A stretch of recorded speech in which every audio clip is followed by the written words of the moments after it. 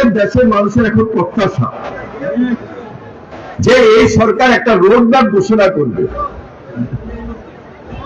রোডম্যাপটা ঘোষণা করলেই আমরা আস্থার জায়গা ফিরে পাবো। ব্যবসায়ীরা চায়, সামাজিক প্রতিনিধি যারা সমাজে যারা বসবাস করে তারা একটা স্ট্রেংথ চায়, একটা শক্তি চায়।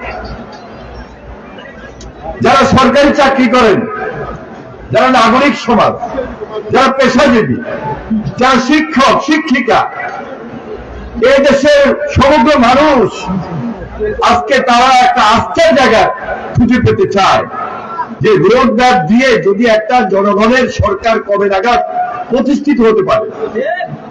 হ্যাঁ, সংস্কার করবে, অবশ্যই সংস্কার দরকার। সংস্কার একদিকে চলবে, আরেকদিকে রোডম্যাপের মাধ্যমে নির্বাচন